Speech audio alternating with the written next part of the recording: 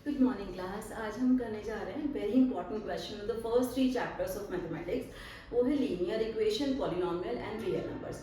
ये तीनों chapter most of the students के यूटी में आ रहे हैं, तो आपका ये एक लेवल 2 टेस्ट है। अगर आपने ये कवर कर लिया तो आपके पास बहुत सारे इंपॉर्टेंट क्वेश्चन कवर हो जाएंगे।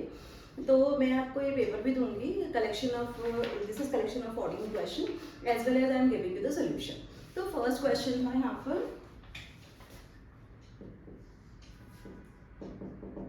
find the largest number which divides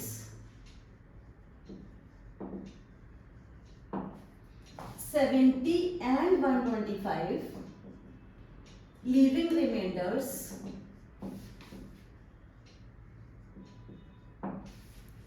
5 and 8 respectively.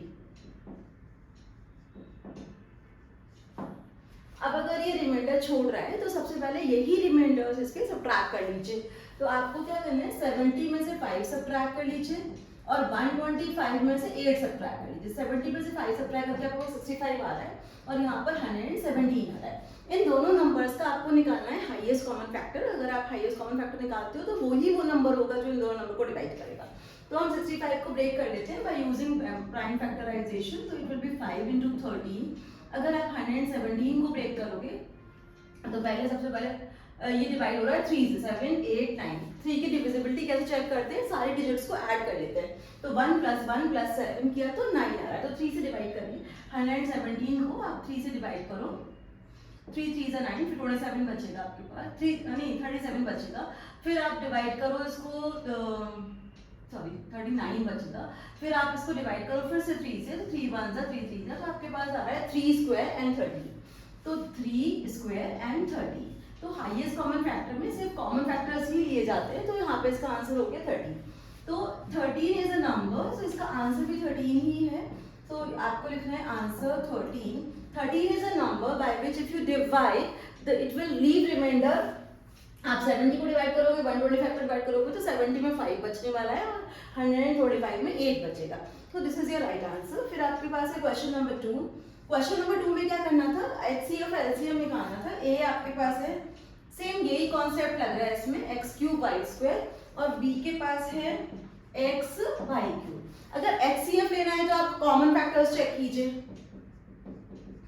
और कॉमन फैक्टर की लोअर पावर चेक कीजिए। जैसे x और x कॉमन फैक्टर है, उसकी लोअर पावर 1 है और y² और y³ में लोअर पावर 2 है। तो आप लेंगे x y² is the HCF। LCM में सारे फैक्टर्स लिए जाते हैं विद देयर हायर पावर। तो x की higher power is 3 and y की हायर पावर इज आल्सो 3। तो यहाँ पर x 3 हो गया और y 3 हो गया, तो आपके पास HCF LCM डायरेक्टली आ रहा था। Question number 3 was very very important.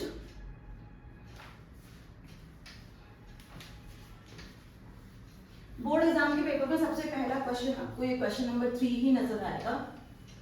Question number 3 में क्या करना है, आपको बताना है कि 14587 डिवाइडेड बाय 125 आपको बताना था कि ये कितने डेसिमल नंबर में वो करेगा, टर्मिनेट करेगा। तो हमें क्या करना होता है हमेशा, 14587 सबसे पहले आप क्या करो, 1250 को ब्रेक करो। 1250 को 5, अगर आपको 125 को अकेले करना होगा तो 5 की पावर 3 नजर आ रही है और साथ में 10 भी है, तो आप ये कर सकते हो 5 की पावर 4 into 2। जब कभी भी आपको अपना आंसर डेसिमल में एक्सप्रेस करना है तो आप क्या करो, ये बहुत इंपॉर्टेंट टिप है कि जितनी पावर्स 4 की हैं उतनी ही पावर 2 की भी होनी चाहिए। तो you have to multiply this by 2³ और यहाँ भी आप मल्टीप्लाई करो 2³ से। तो आपके पास आंसर आएगा 14587 into 8 डिवाइडेड बाय, नीचे आप मल्टीप्लाई नहीं करो, सिर्फ पावर्स पे एक्सप्रेस करो। तो यहाँ पे 5 की पावर 4 और यहाँ पे 2 की पावर 4 हो रहा है। तो मतलब नीचे जो आपके पास कंबाइन करके आ रही है वो 10 की पावर्स आ रही है। You need not to divide. Although आपका आंसर यहीं पर आ चुका है, आप ये मल्टीप्लाई कर लो।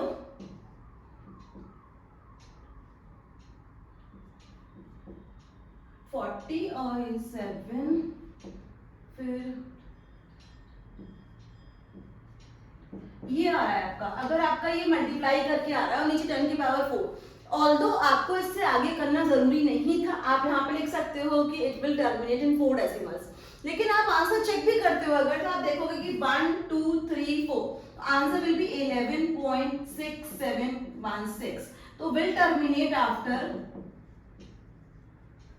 टर्मिनेट तो होना ही है बिकॉज डिनोमिनेटर में ओनली 2s एंड 5s है, आफ्टर 4 डेसिमल प्लेसेस।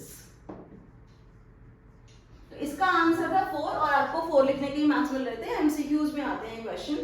अच्छा, अब है हमारे पास नेक्स्ट क्वेश्चन 4, तो उसमें भी मैं आपको एक ट्रिक बताऊंगी।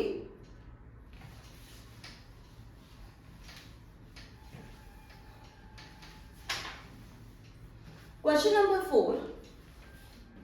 नंबर 4 में था फर्स्ट पार्ट, उसमें भी यही करना था आपको, 987/10500। अब सबसे पहले तो आप इसको करो प्राइम फैक्टराइज। अगर आपको 10500 करना है तो 00 को मत करो, उनको रोक के रखो, तो 105 को ही कर लो बस।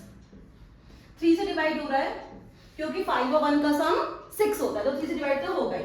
3 3 9, 3 5 15। फिर आप देख रहे हो कि ये 5 से आराम से डिवाइड हो रहा है, तो यहाँ पे 5 हो गया, फिर यहाँ पर आ जाएगा 7, तो 3 5 7 तो है ही, साथ में आपके पास 100 भी है, तो आप ऐसे लिख सकते हो।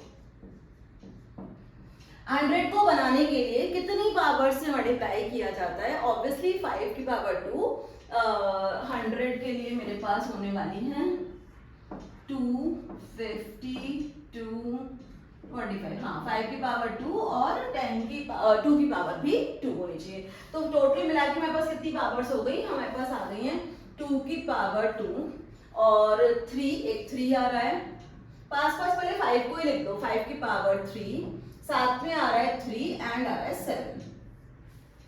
अच्छा, ये एक बहुत ही इंपॉर्टेंट बात थी कि अगर डिनोमिनेटर में कोई ऐसा नंबर अगर कर रहा है जैसे कि 3 और 7 जो इसको नॉन टर्मिनेटिंग बना रहा है, तो एक बार चेक कर लो कि कहीं ऐसा तो नहीं है कि न्यूमरेटर से ही कट डाउन हो रहा है, क्योंकि जब डिसीजन लिया जाता है तो हमेशा लोएस्ट फॉर्म में लाके ही डिसाइड किया जाता है। तो आप 3 से इसको डिवाइड करके देखोगे, आप चेक करोगे 7 7 14, 7 और 7 14, 15 15 और 9 मिलाकर तो हो ही है डिवाइड, तो ये हो जाएगा। 3 से डिवाइड कर लो, 3 3 9, 3 2 6, फिर बचा 3 9, तो ये आपके पास आ गया। अब एक बार 7 से भी चेक कर लो, तो वहां भी तो 47 आ रहा है। अब ये तो सब हट गए जो जो उसको नॉन टर्मिनेटिंग बना रहे थे, तब हमारे पास आंसर है 47/2 की पावर 2 into 5 की power cube. Clearly, if denominator has only 2s and 5, yes, it will be terminating. आपको निकाल के भी दिखा देती हूँ। Although यहाँ पर आंसर आ गया है, yes, it will be terminating। जब लिखा हो without actual division तो डिवीजन नहीं करते, तो फिर हमें it will be terminating। अगर आपसे यहाँ पूछे कि कितने डेसिमल पे टर्मिनेट करेगा, तो जो हायर पावर है 5 की पावर क्यूब है, तो आपको 2 की पावर भी क्यूब ही बनानी है, तो आप क्या कर सकते हो, उसको 2/2 से मल्टीप्लाई कर सकते हो। तो 7 2 14, ये आ गया 94, और यहाँ पे 2 क्यूब और 5 क्यूब आ रहा है, मतलब नीचे 10 की पावर 3 आ रही है, तो ये हो गया 94/10 की पावर 3, सिंपली 0.094। एक तो डिसीजन लेना था बस कि ये टर्मिनेटिंग है या नहीं है, दूसरा अगर आप इसको निकाल के भी दिखा रहे हो तो 0.094। और इस कॉन्सेप्ट को मैथ्स में ही क्यों, कहीं भी यूज करो, फिजिक्स में यूज करो, केमिस्ट्री में यूज करो। जब मैथमेटिक्स आपको कोई टूल सिखा देता है तो आपको कहीं पे भी यूज करना चाहिए उसको। तो इसका आंसर आ रहा है 0.094। इसी का एक और सेकेंड पार्ट था,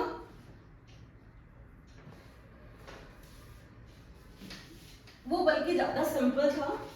सेकेंड यहाँ पे था 257/5000।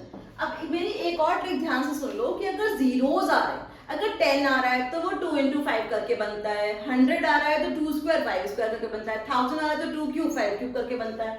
तो यहाँ पर आपके पास 257, 2 cube 5 cube तो होना ही है, और एक एक्स्ट्रा 5 है, तो आप क्या लिखने वाले हो इसको, 2 cube 5 की पावर 4। अब जिस डिनोमिनेटर में ओनली 2s and 5s हैं, तो obviously it will be terminating. तो यहाँ पे तो लिख दो कि यस इट इज टर्मिनेटिंग। और अगर हमें इसे कन्वर्ट करना है तो आपको इनटू 2 into 2 करना होगा, तो उसको डबल ही करना है बस। तो हमारे पास आ रहा है 2 की पावर 4, 5 की पावर 4, इसका मतलब 514 अपॉन 10 की power 4. It will terminate after 4 decimal place. तो आप इसकी भी प्रैक्टिस कर सकते हो मेरे साथ कि कितने डेसिमल प्लेस पे ये टर्मिनेट करेगा. I hope it is clear. Question number 5 पे आ जाते हैं.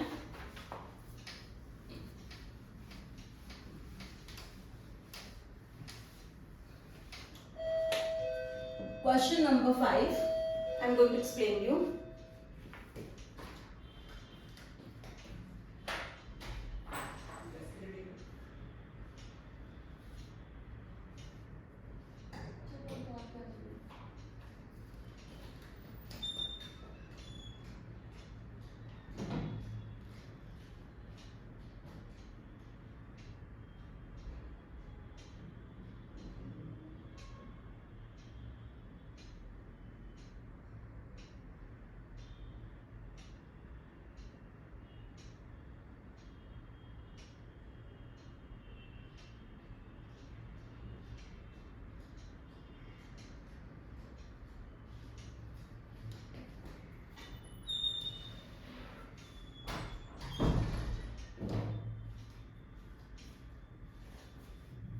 क्वेश्चन नंबर 5 कंटिन्यू करते हैं.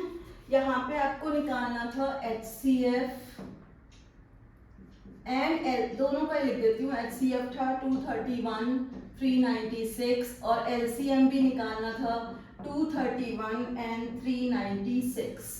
सबसे पहले जब HCF LCM निकालना हो तो हमें करना है प्राइम फैक्टराइजेशन. उसको करने के अदर मेथड्स भी हैं, लेकिन हम इसलिए क्वेश्चन सिर्फ प्राइम फैक्टराइजेशन है तो कर लीजिए. 231 को पहले ऐड करके देखिए कि वैसे तो ये ऑड नंबर है, 2 से तो जाएगा नहीं, तो 3 से तो जा ही जाएगा. फिर 7 से कीजिए, तो छोटा सा फैक्टराइजेशन था इसका, तो आपके पास आ गया 3 7 11. फिर आ जाइए आप 396 पे, ये एक इवन नंबर है तो 2 से डिवाइड कीजिए. फिर 2 से कीजिए दोबारा. फिर आपको दिख रहा है कि आप इसको 3 से कर सकते हैं. फिर से 3 से कीजिए और बाद में 11 आ जाएगा. तो आप यहाँ पे लिखिए 231 इज इक्वल टू 3 3 7 11. फिर आपके पास है 396. फिर आपके पावर कितनी आ रही है? 2 की पावर 2 इंटू 3 की पावर 2 इंटू 11. HCF में हमेशा लोअर पावर दी जाती है कॉमन फैक्टर्स की. तो कॉमन फैक्टर क्या है? यहाँ पे ओनली 3 है और 11 है. तो आपके पास HCF आ गया 33. और अब आप LCM में निकाल लीजिए. LCM के लिए आपको हायर पावर लेनी होती है सारे फैक्टर्स की. 2 स्क्वायर, फिर आपके पास आएगा 3 स्क्वायर, उसके बाद आएगा 7 और उसके बाद आएगा 11. इन सबको मल्टीप्लाई कर लीजिए और इसको मल्टीप्लाई करके और था 2772. एक रूल आपको बता देती हूँ, हमेशा वेरीफाई करना चाहिए. HCF into LCM is equal to first number into second number. तो HCF इंटू LCM आपने किया, वो आ रहा है आपके पास 33 इंटू 2772 और यहाँ पे आप 231 इंटू 396. अब इसको मल्टीप्लाई करके खुद देख लीजिए. DIY कर रही हूँ मैं इसको. Yes, it will be verified.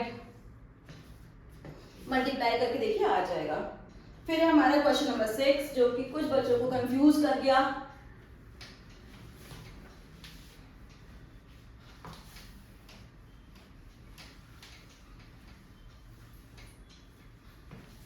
अच्छा क्वेश्चन था, बहुत अच्छा क्वेश्चन था एग्जाम के पॉइंट ऑफ व्यू से.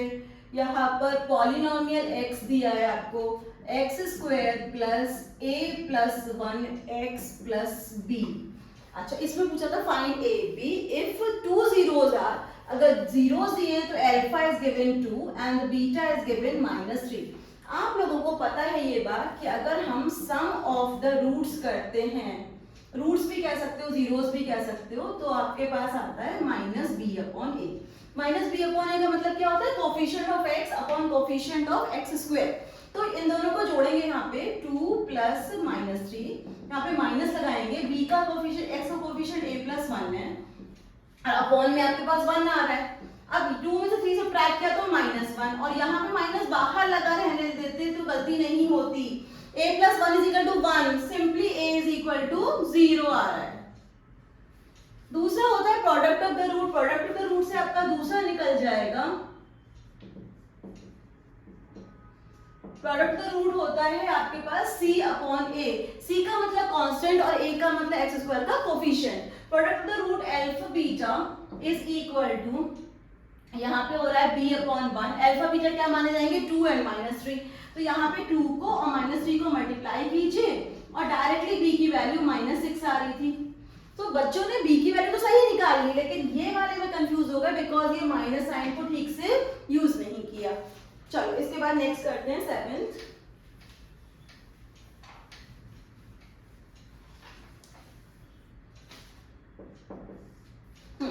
सेवेंथ में क्या करना है कि given that one of the polynomial दे रखा है आपको, चाहे ये क्यूबिक पॉलिनोमियल था लेकिन इसमें रूल्स लग रहे थे सारे क्वाड्रेटिक पॉलिनोमियल के ही।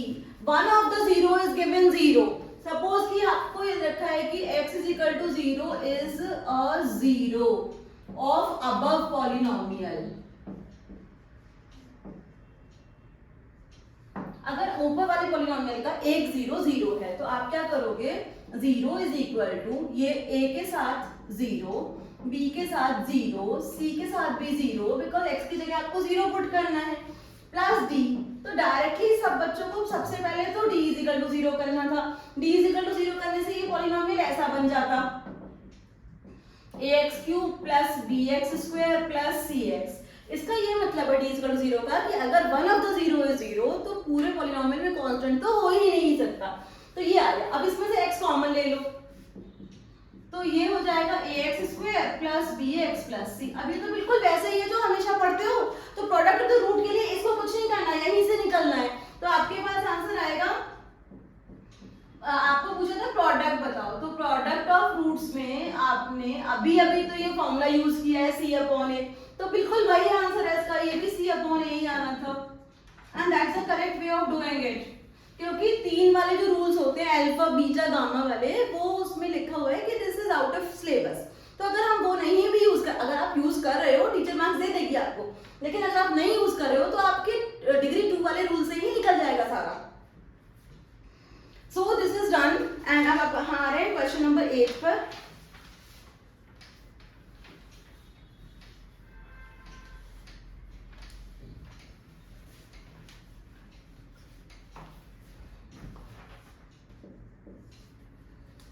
अच्छा, एक जीरोस निकाले थे पॉलिनोमियल के, x square plus x by 6 minus 2। इतना सा ट्विस्ट दिया था कि बस फ्रैक्शन में दे दिया, तो क्या इसका एलसीएम ले लो। और वैसे भी इस डिनोमिनेटर वाले 6 का तो कुछ होना है नहीं, तो ये हो जाएगा 6x square plus x minus 12। बस इसको कर लो ब्रेक। तो 12 और 6 को मल्टीप्लाई करो। मिडिल टर्म स्प्लिटिंग के सारे बेसिक से सारे रूल सिखा चुकी हूँ। -12 और 6 को जब मल्टीप्लाई करोगे तो आंसर तो नेगेटिव में आएगा, और नेगेटिव आने का मतलब होता है कि दो फैक्टर्स के डिफरेंस से आना चाहिए 1। यहाँ पे दो फैक्टर का डिफरेंस लेना है। नेगेटिव आने का मतलब ये है कि डिफरेंस लेना है, पॉजिटिव आता तो जोड़ के लाना था 1। अब इसको अगर करते हो आप तो आपके पास क्या क्या आएगा, ये तो आ रहा है -72। अगर बच्चा शुरू से करे 3 से कर लो, 3 2 जा 3 4 जा, 4 से 4 1 जा, हाँ 4 से भी हो जाएगा। फिर 5 से तो होगा नहीं, 6 से कर लो, और उसके बाद 7 से नहीं होगा, 8 से नहीं होगा, नहीं 8 से हो जाएगा।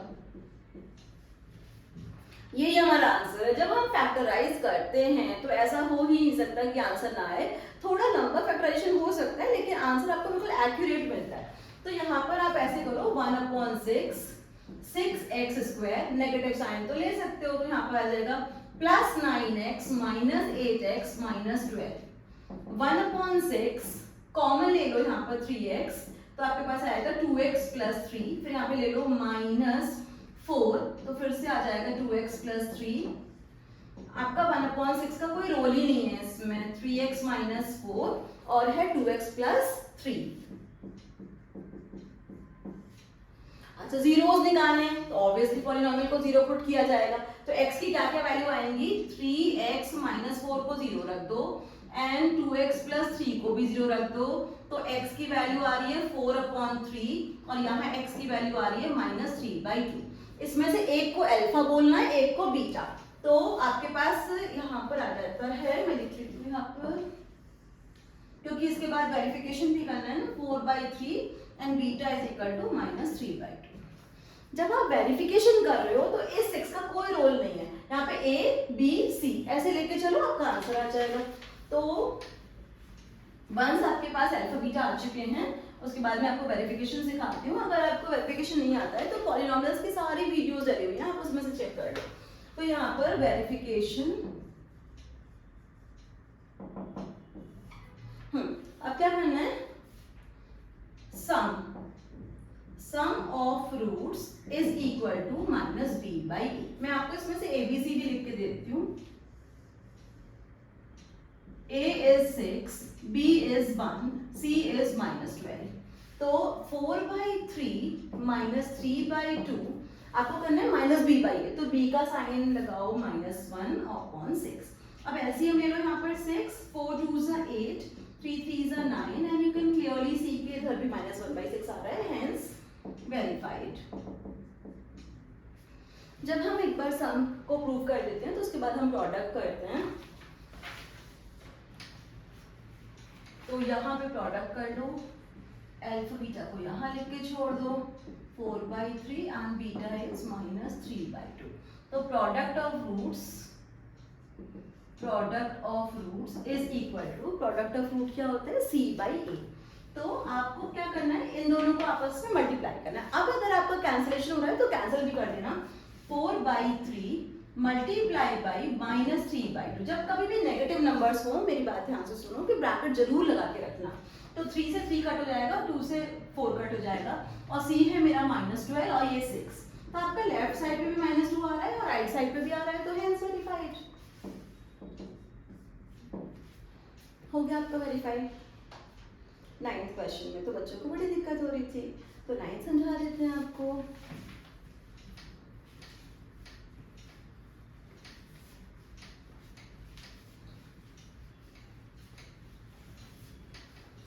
पेपर तो आसान था।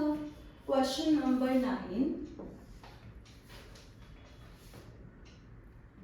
polynomial x is given to you x cube plus 2x square plus kx plus 3। ये हो गया। अब इसमें बोले find the value of k if remainder is 21 if we divide it by x minus 3। यानी कि gx है मेरे पास x minus 3 से डिवाइड करने पे रिमाइंडर 21 आ रहा है। तो रिमाइंडर थ्योरम क्या होती है, मैंने रिमाइंडर थ्योरम पे भी आपको एक वीडियो दी थी कि आप फैक्टर को इक्वल टू 0 रख दो, x माइनस 3 को इक्वल टू 0 रख दो, तो आपकी वैल्यू आई x की 3। अगर पूरे पॉलिनोमियल में आप 3 पुट करते हो तो आपका रिमाइंडर 21 आना चाहिए। तो आप इक्वल टू 21 लिख सकते हो। तो यहाँ पे 3 का पहले इसको 0 पुट कर दो, x की वैल्यू 3 आ गई। अब पॉलिनोमियल में 3 पुट करो, 3 cube plus 2 3 square plus k 3 plus 3। ठीक है, तो 21 plus is equal to 27 plus 18 plus 3 plus 3k। अब इन दोनों को जोड़कर 21 आ जाएगा, तो 21 को डायरेक्टली कट कर दो, फिर आपके पास आ जाएगा 3k is equal to -27। k की वैल्यू क्या आ रही है, -27/3। k तो आ गया -9, पॉलिनोमियल तो कंप्लीट हो गया आपका। तो अब आप देखो कि आपका पॉलिनोमियल क्या हो गया, x cube plus 2x square plus -9x plus 3 और इसका रिमाइंडर आ रहा है 21। अगर हम चाहते हैं x माइनस 3 से डिवाइड करने के बाद रिमाइंडर आए 0, तो इसका रिमाइंडर यहाँ से सबट्रैक्ट कर दो, तो ये आपके पास आ जाएगा is completely divisible by x minus 3। अगर ये क्लिक नहीं कर रहा है तो डिवाइड करके देख लो। तो ये आपके पास आ रहा था x cube plus 2x square minus 9x minus 18। अब इसका इसी क्वेश्चन का सेकंड पार्ट था कि आपको इसको फैक्टराइज करना है। तो एक फैक्टर तो आपको मिल रहा है x माइनस 3, अब उससे लॉन्ग डिवीजन कर लीजिए तो आपके पास दूसरा फैक्टर आ जाएगा।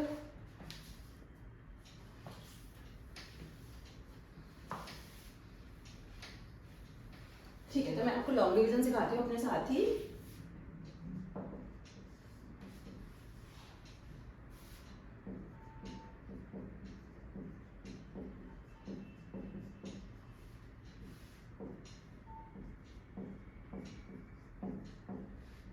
हमेशा जब सब्ट्रैक्शन कर रहे होते हैं तो जो भी साइन प्रेजेंट होते हैं उनको ऑपोजिट बनाते हैं। तो यहाँ पे नेगेटिव, यहाँ पॉजिटिव, तो ये पूरा कट गया और यहाँ पर मेरे पास आ रहा है 5x² माइनस 9x माइनस 18। फिर 5 से ले लीजिए,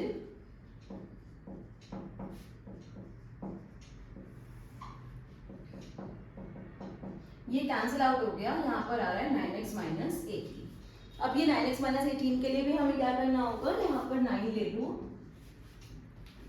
वो तो अब मैंने बोला ही था ना कि डिविजिबल है कंप्लीटली, तो 0 तो आना ही चाहिए, वैसे प्रूफ भी हो गया आपके पास। ये पूरा कैंसिल आउट और आंसर इज 0।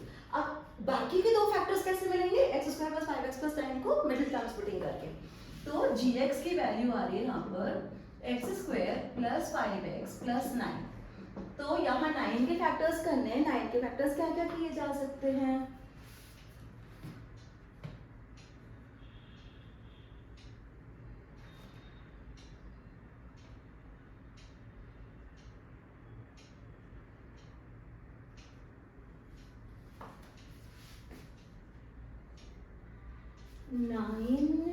आ रहा था या 18 में से, हाँ 9 सब्ट्रैक्ट करें, oh sorry I am really sorry, यहाँ पे 15 आ रहा था, सॉरी 5 3 15।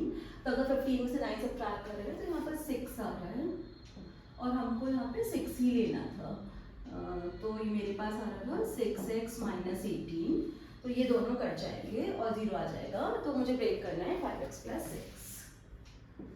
अब वो रेंज के फैक्टर्स, अभी मैं वंडर कर रही थी कि 9 को कैसे फैक्टराइज करेंगे। तो 1 × 6 एंड 2 × 3, तो 2 और 3 को ऐड करके तो 5 मिल ही रहा है हमारे पास। तो दिस इज 2x और ये 3x + 6, x कॉमन ले लिया, x + 2 + 3x + 2, हमारे पास आ रहा है x + 2 और ये x + 3। तो फाइनल फैक्टर्स जो होंगे, फैक्टर्स जब आप तीनों फैक्टर्स लिख रहे होते हो तो मिडिल टर्म स्प्लिट करके जो है वो तो लिखोगे ही, और यहाँ से डिवाइजर है वो भी लिखोगे। तो आपके पास आ जाएंगे x - 3, x + 3 and x + 2 and this will be your answer. तीनों फैक्टर्स निकाल के दिखाने थे। क्वेश्चन नंबर 10,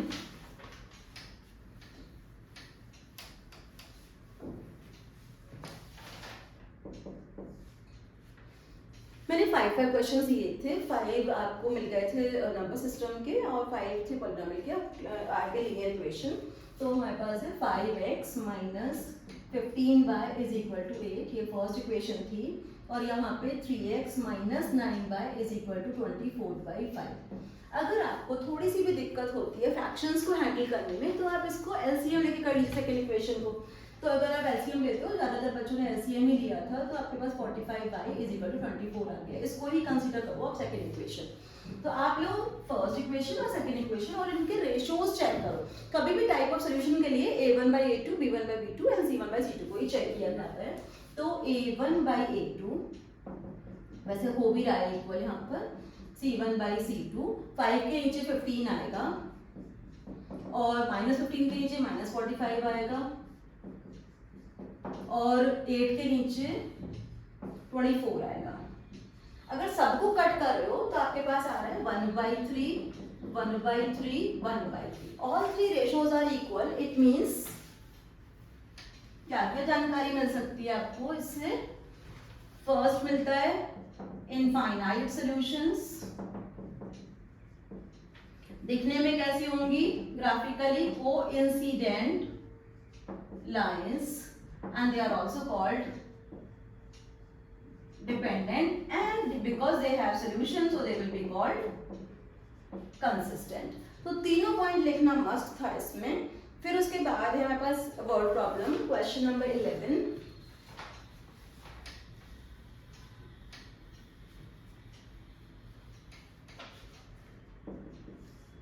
क्वेश्चन नंबर 11 में क्या करना था, find 2 digit number whose sum of digit is 9। तो आप ऐसा करो, लेट 2 डिजिट नंबर, बाद में भी सही रहता है ऐसे अज्यूम करना, b x y, यहाँ पे लिख दो कि ये 1s डिजिट है और ये 10s डिजिट है। जब इसको सॉल्व करेंगे तो आप इसको ऐसे एक्सपेंडेड फॉर्म में लोगे 10x + y, पर डिजिट्स उसकी x और y ही हैं।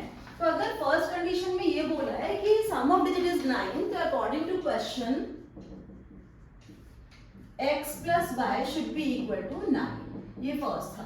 दूसरा इसमें कंडीशन दी थी कि if 27 is added to original number, according to question, original number plus 27 becomes the reverse number.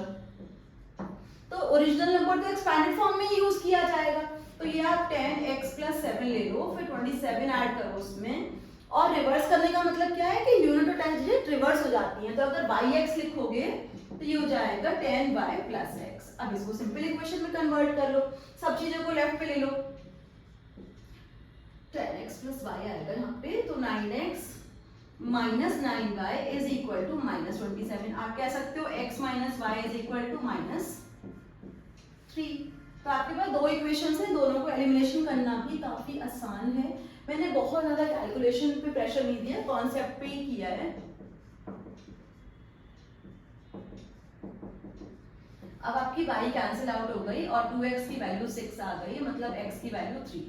अब x plus y का सम 9 है और x खुद 3 है, तो y कितना हो जाएगा 6. लास्ट में लिखो नंबर इज 36. वर्ड प्रॉब्लम का आंसर वर्ड्स में जरूर देना चाहिए, तो नंबर इज 36. क्वेश्चन था 12.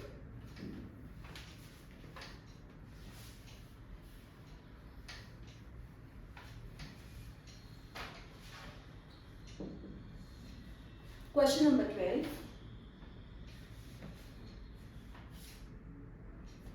क्वेश्चन 12 था कि आद्या has ₹1 and 2 coin with her and the number of coin का सम 50 था और अमाउंट कितने पैसे हैं उसके पास, वो था 75. तो कैसे करेंगे? Let ₹1 coins number is x and ₹2 coins number is y. तो according to question x plus y is equal to 50. 50 coin थे उसके पास और उनके डिनोमिनेशन क्या थे? ये ₹1 का कॉइन है, ₹2 का, ₹2 के कॉइन अगर 4 हो गए तो ₹8 हो गए आपके पास. तो यहाँ पर होगा x plus 2y is equal to 75. Equation इतनी आसान है कि आपको इसमें कोफिशिएंट्स को चेंज करने की भी जरूरत नहीं है, डायरेक्टली इसको सब्ट्रैक्शन में डाल दीजिए. यहाँ पे नेगेटिव लगाइए, यहाँ नेगेटिव लगाइए, यहाँ नेगेटिव लगाइए, ये कैंसिल आउट हो जाएगा. Minus y is equal to minus 25 आ रहा है, तो y की वैल्यू 25. और जब दोनों सिक्के मिला के 50 हो रहे हैं तो ऑब्वियसली दूसरा भी 25 ही होगा. तो therefore x is also equal to 25. तो ₹1 के कॉइन हो गए 25, ₹2 के भी कॉइन हो गए 25. So now we are on 13th question. This was quite easy.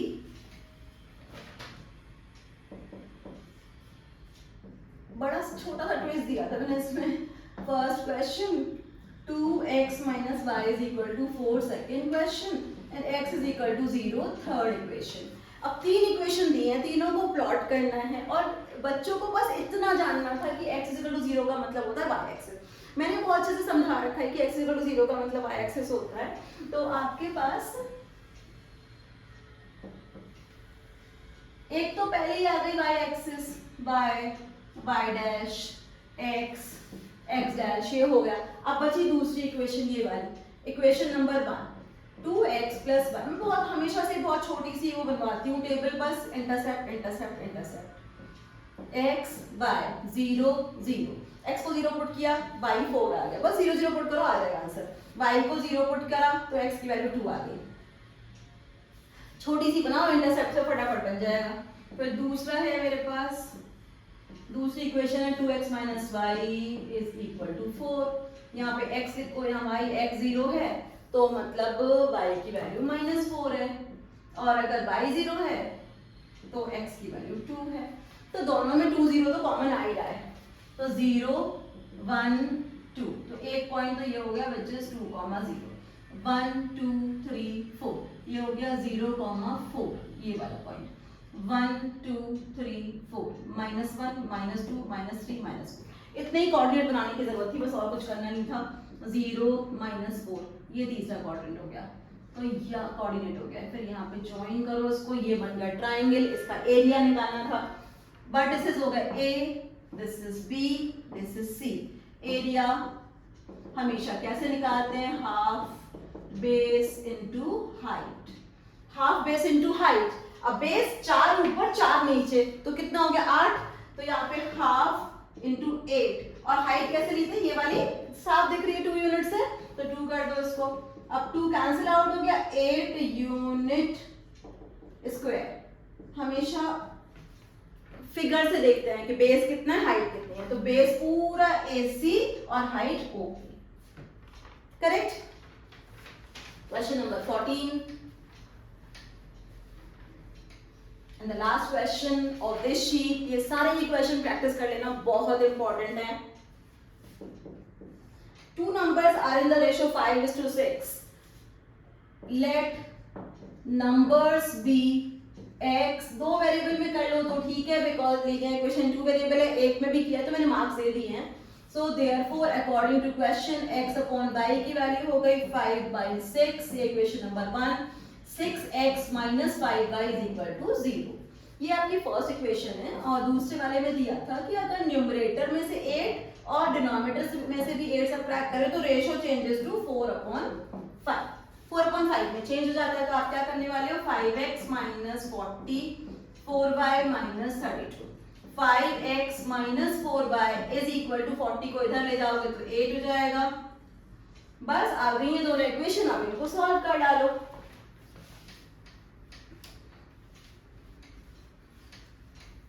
क्या करूं, पहली इक्वेशन को 5 से मल्टीप्लाई कर देती हूँ और इसको 6 से। कई बच्चों ने सब्स्टिट्यूशन भी यूज किया है। फिर ये हो गया 30x minus 24y is equal to 48। Subtraction subtraction subtraction, ये आएगा minus y is equal to minus 48, मतलब y की वैल्यू 48 आ गई।